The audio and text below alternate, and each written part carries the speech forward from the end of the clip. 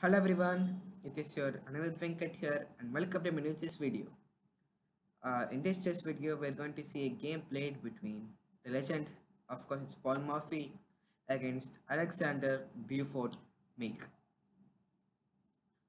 Actually, we saw a game played between these two players already in this channel. In that game, Morphy played the King's Gambit, I think so. Yeah, he was playing the King's Gambit and he defeated Meek quite easily in that game. Um, in this another game between these two guys, uh, Meek, instead of playing 1e5, he plays 1e6. So let's just see the game. And Morphy says white, he plays e4, e6, d4, and now d5 goes to the French defense. But Alexander Meek did not play it. He plays c5 instead.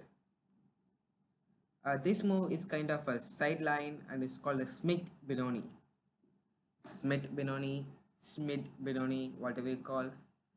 The main idea behind this move is that black tries to achieve the Benoni type of structure, and but this move is pretty tricky.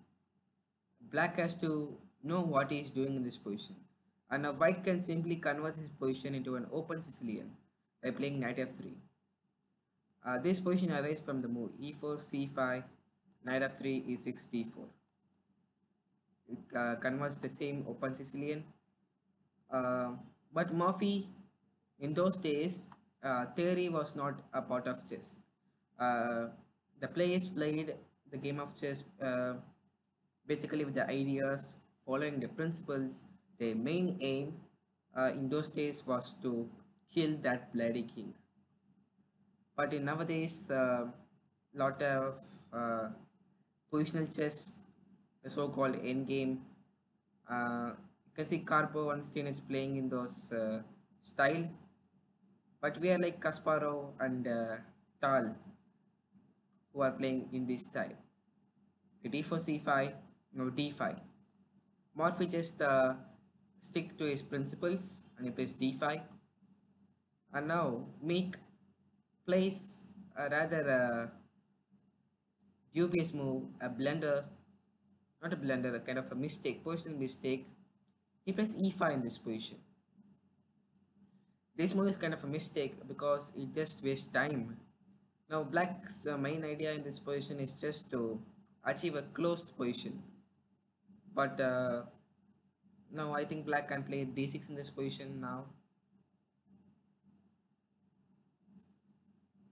I think black is thinking that playing without risk is safe, but that is fake. That idea does not work here. And the main thing to notice here, the player he is playing against is Morphy. And now e5 after e5, white plays f4, continuing in a dynamic pattern. And now, if black wouldn't have wasted his time by playing e5, for example, let's say he played knight or d6 in this position. Now f4 would have been a dubious move because it is somewhat premature, and now black can just play knight f6 with a good position, and it is now white who has to face problems because of this overpushed f4 and e4 pawn. And you can look at this structure, white is just absolutely doing nothing. So f4, Morphy played. It's somewhat a good move in this position. And now Meek played d6, trying to hold this center. Actually, it takes f4 in this position is a good idea. But many of them would avoid playing this because they would think that after bishop takes f4, white is just having an enormous development advantage. The black pieces are cramped. But the point is that after d6, now black has somewhat managed to equalize the position, but not so completely. Black has just improved a little bit because now he is going to play knight d7 followed by queen e7, knight e5. He's having this good outpost on e5, a blockading square on e5, which makes it difficult for white to create some more counterplay. And he's also having this long diagonal of this bishop, aiming straight towards this h8 to a1 diagonal, which makes it white quite difficult to play. But yeah, white has a little bit advantage in this position, but black, he could have neutralized easily. After f4, d6, knight f3. Morphy just develops in the old fashion. Now, I have been studying these 19th century games for quite a long time, and I am finding this that all the players are willing to trade their bishop, this bishop, and give this knight to the knights. They think that trading bishops for knights are better, but actually, I think they don't know any principles like that. This was just before uh, the entry of Steinitz. Wilhelm Steinitz, he was the one who developed the crap positional chess. I say crap because I just don't like the style they're playing. They'll just place the pieces like that and go to end game. Just it will be a just dry game. All we want is to see is that pshaw, pshaw, pshaw. It's like that fighting.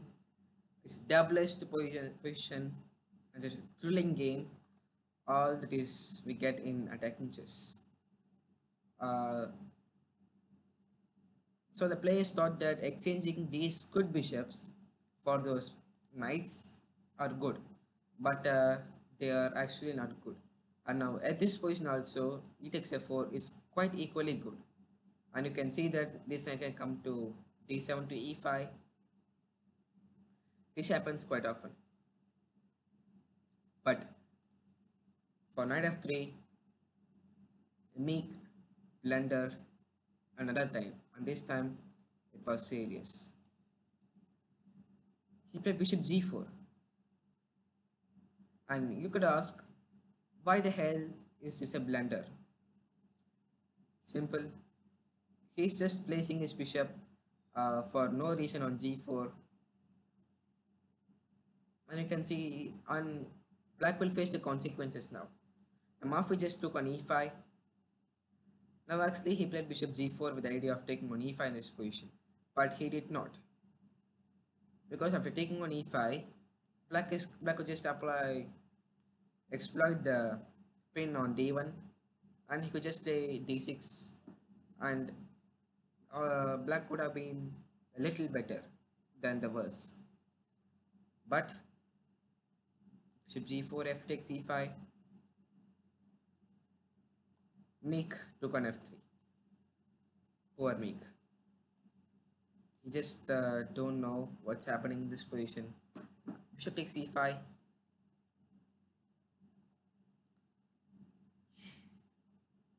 Queen takes f3 in this position. And after d takes e5, now bishop b5 check.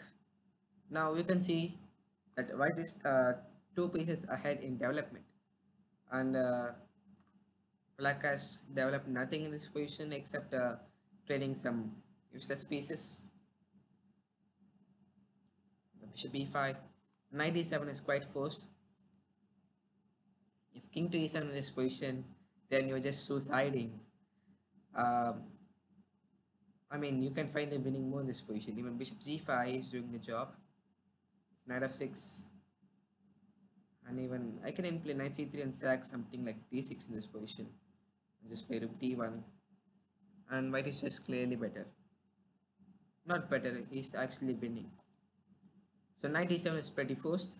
Now knight c3, Morphy is just developing. The key to success. And now actually instead of knight c3, even double is actually quite good. Knight f6, bishop g5,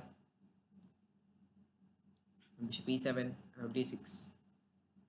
And it's absolutely winning for white because after bishop takes d6, rook d1, sorry.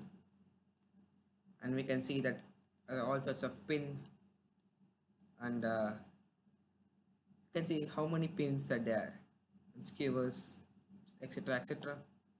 Black is just completely lost in this position. It's 1-0. Knight c3 and knight gf6, bishop g5, the same kind of what to say, the same kind of thing happened in the game, bishop e7, and now Morphy played the move d6. And this time, black is completely lost because if bishop f8, we can even just play knight d5, an absolutely winning position. And so bishop takes a6 is quite forced, and Morphy just castled queen side. And actually, Meek just resigned in this position. Just absolutely resigned because the threats of have this great pin here. We have these two bishops spinning them, and now black is just completely paralyzed in this position. Triple O, one can argue that now queen b8 defends everything, but it's not. A simple win is after bishop takes f6, g takes, and queen takes. Now black is just absolutely losing. And instead of bishop takes f6, even bishop takes d7 is also winning, because after king takes d7, we could just play bishop takes f6, j takes f6, knight b5. The pin here is unstoppable, and d6 is forcefully going. If queen b8, if bishop takes d7, knight takes on d7, and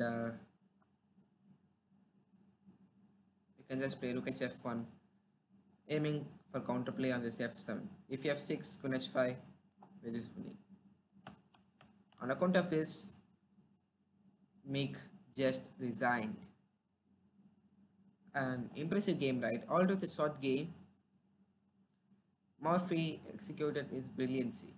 Not brilliancy, absolutely, because you can see the just developing pieces is the key to success in the game. When you see this game, Morphy just keeps on developing his pieces, and Meek ignored his development and he just got crushed in his face. If you like this game, then hit the like button, and if you found any other interesting variation or interesting winning variation, you can just comment them below. And if you find any mistakes in my video, or if you want any other games to analyze by me, you can just drop them in the comment below. Just hit the subscribe button down if you like this, like my channel, like my games. And I'll be coming live in another 2 hours, just to I pulled up some just to play some puzzle rush, or let's play some blitz games.